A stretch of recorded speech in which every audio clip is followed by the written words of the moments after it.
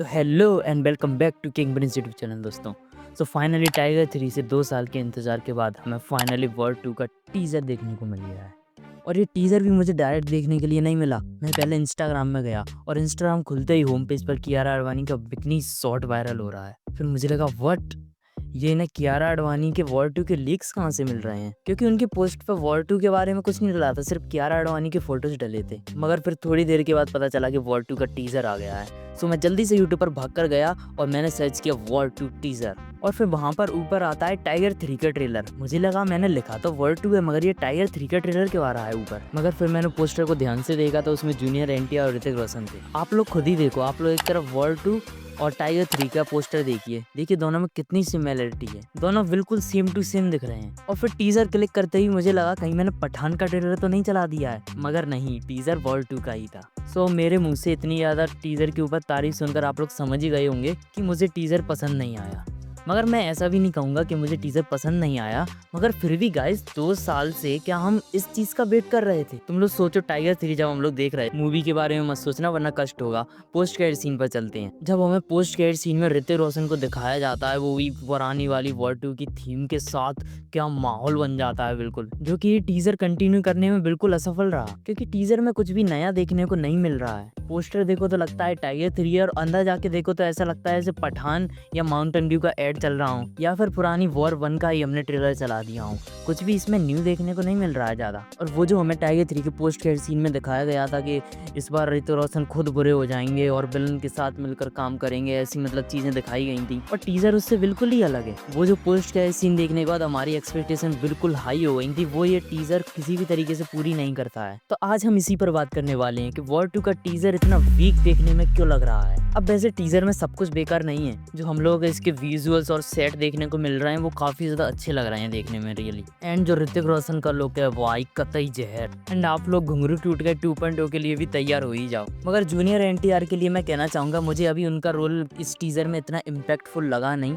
क्योंकि उनका जो लुक है वो भी पुरानी मूवीज़ जैसा ही है। मुझे लगता है जूनियर एनटीआर को भी एक नया लुक देना चाहिए था, जैसे उन्होंने ऋतिक रोशन को दिया है। फिलहाल के लिए मुझे जूनियर एनटीआर की प्रेजेंस इस टीज़र में उतनी इंगेजिंग नहीं लगी। हालांकि मैं होप करता हूँ कि मूवी में उनकी प्रेजेंस काफ़ी अच्छी लगे, ऋतिक रोशन के बराबर की लगे, टक्कर की लगे बिल्कुल। मगर ओवरऑल जो एक्टर्स का काम है और जो सेट वगैरह हम लोग को दिखाए गए हैं, विजुअल्स दिखाए गए हैं, वो सब कुछ अच्छे हैं। मगर मेन प्रॉब्लम आ जाती है इसके टिपिकल होने में।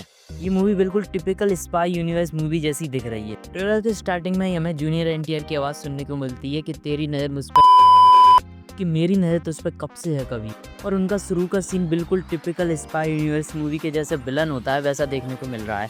आप लोग टाइगर 3 के इमरान हाशमी को देख लो और पठान के जॉन अब्राहम को, और फिर इस ट्रेलर को देखो, आप लोगों को तीनों के विलन की जो थिंकिंग है और जो बोलने का स्टाइल है बिल्कुल सेम लगेगा। आप लोग जो स्पाई यूनिवर्स से लोगों की शिकायत थी कि इसमें विलन जो होते हैं वो बिल्कुल भी इंगेजिंग नहीं होते हैं, एक मूवी में आते हैं और मर जाते हैं, और काफ़ी ज़्यादा चांसेस इस मूवी में भी हैं। जो जूनियर एनटीआर आए हैं हो सकता है मूवी में इनको भी मार दें।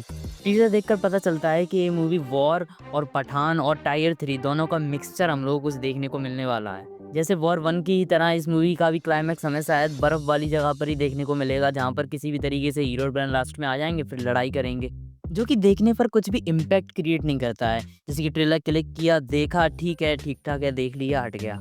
मगर जो हाइप इसके पोस्ट के सीन ने सेट करी थी, वो तो ये टीज़र कहीं से भी पूरी नहीं कर रहा। मैं आप लोगों को स्पाई यूनिवर्स की मूवी का एक पूरे स्ट्रक्चर दिखाता हूँ, जो पिछले 2-3 मूवी से हमें लोगों को दिखाया जा रहा है।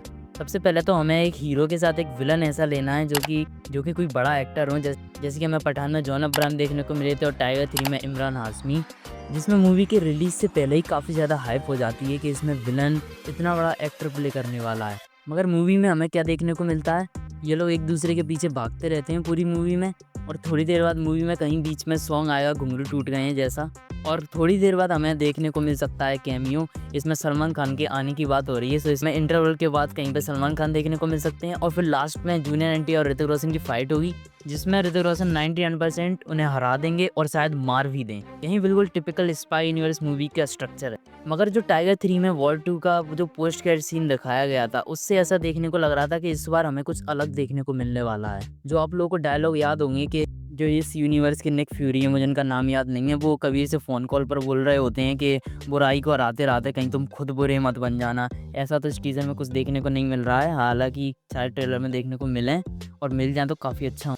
फिर भी इन सब के बावजूद भी मूवी पैसे तो आराम से कमा लेगी, क्योंकि इसी स्ट्रक्चर से पठान और टाइगर 3 और अब ये मूवी भी आराम से पैसे तो कमा ही लेगी, क्योंकि ऋतिक रोशन और जूनियर एनटीआर, कियारा आडवाणी और कैमियो में हमें एसआर के सलमान खान का सीन देखने को मिल जाए तो मूवी कैसे पैसे नहीं कमाएगी।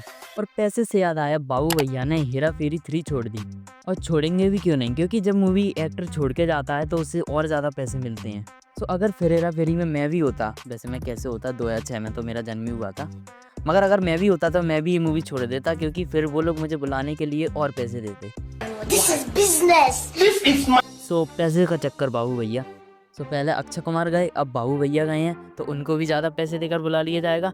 मगर मैं सोच रहा हूँ अगर सारे एक्टर ही ऐसा करने लगे तो ये मूवी बनना काफ़ी ज़्यादा मुश्किल दिख रही है। अभी जो कचरा सेठ है वो बोलने लगे कि मैं भी जा रहा हूँ, उसको भी ज़्यादा पैसे देने पड़े, और राजपाल यादव बोलने लगे मैं भी जा रहा हूँ, उनको भी ज़्यादा पैसे देने पड़े। सो ऐसे तो बन गई ये मूवी। एक मिनट, हम वर्ल्ड 2 में हेरा फेरी की हेरा फेरी क्यों कर रहे हैं? ओके, तो हम लोग फिर से टॉपिक पर आते हैं। सो अगर आप लोगों को जो पठान और टाइगर 3 पसंद आई थी तो ऑब्वियसली आप लोगों को ये मूवी पसंद आएगी। हालांकि मैं इस टीज़र से इतना खुश नहीं हूँ, क्योंकि इसकी जो पोस्ट क्रेडिट सीन था उसने काफ़ी ज़्यादा हाइप सेट करके रख दी थी और उससे मैच नहीं हो रहा है। हालांकि अभी ये सिर्फ टीज़र है, इसका ट्रेलर भी आएगा, मैं उम्मीद करता हूँ कि वो अच्छा हो और इसकी मूवी आएगी वो उससे भी अच्छी हो। और जो टिपिकल स्पाई यूनिवर्स की मूवी की जो कहानी होती है, स्ट्रक्चर होता है, वो इस मूवी को तोड़े, मैं होप करता हूँ। तो आप लोगों का वॉर 2 का टीज़र कैसा लगा कमेंट्स में ज़रूर बताएं। और आप लोग किसको ज़्यादा देखने के लिए एक्साइटेड हैं, ऋतिक रोशन, जूनियर एनटीआर या फिर कियारा आडवाणी को?